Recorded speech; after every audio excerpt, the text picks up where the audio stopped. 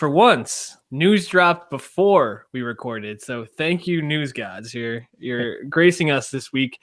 Benioff and Weiss, the writers and producers and directors for some episodes of Game of Thrones, have been signed on to Star Wars to produce their own trilogy, write and produce their own trilogy, unrelated to the Skywalker episodes or the Rian Johnson trilogy.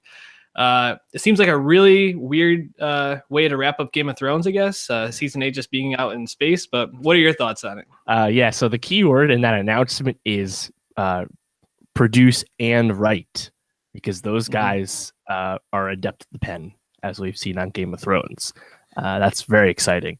But yeah, I think what this means, the Rian Johnson trilogy, as well as this Benioff and Weiss, they said series, they didn't say trilogy. So, we'll assume it's 3 films until it's more or less. But what this means is that the spin-off films, the anthologies that we initially were, expecting to go around the saga films, those are probably done.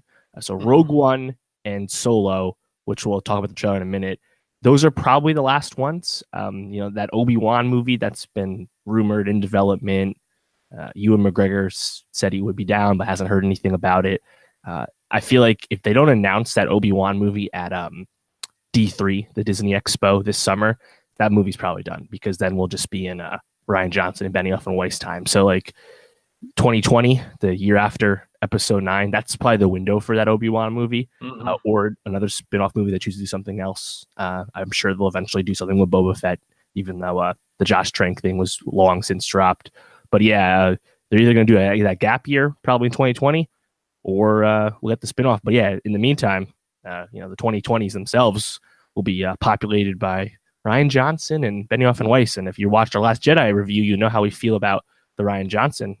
More of that. So I'm excited for this. Is just more things. And this is probably a great way for Benioff and Weiss to leave that Confederate project at HBO, which was so controversial, because they can do what JJ did when he left Star Trek to come to Star Wars. Oh, I got more money, and I like Star Wars. Well, I grew up with Star Wars. Can't say no to that. Like it's an easy excuse. So it's exciting for sure.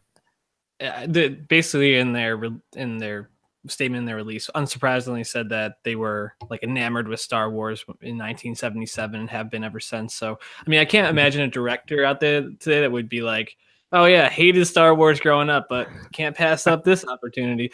But I mean, Disney, especially when you think about what we've been talking about in like the bigger picture, building out those digital platforms and a subscription-based platform. I mean, this is a huge get, because when you talk about series, and I mean, you assume it's a movie, this is sort of thing that is going to, like Star Wars in general as a property, is going to draw people to the Disney platform if you can access those movies at any time.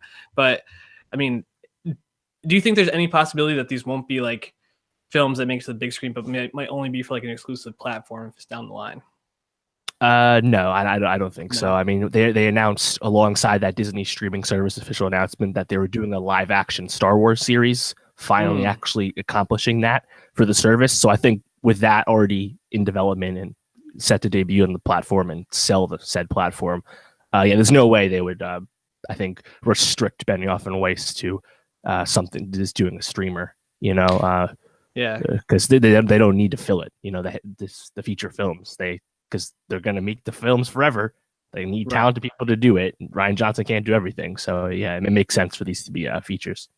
Either way, like, just I'm like interested in that idea, because Netflix has been throwing a lot of money at just basically creatives and saying like, do what you want with it. Disney has such a huge amount of money to like throw it and get these sort of people. Building up that library in this way is just phenomenal. And Star Wars, just in general, getting good directors is the best to do as they expand that universe. So exactly, nothing but good news for that. And hopefully they can focus on finishing up Game of Thrones and making sure that has a great last season before they move on. Shooting right now.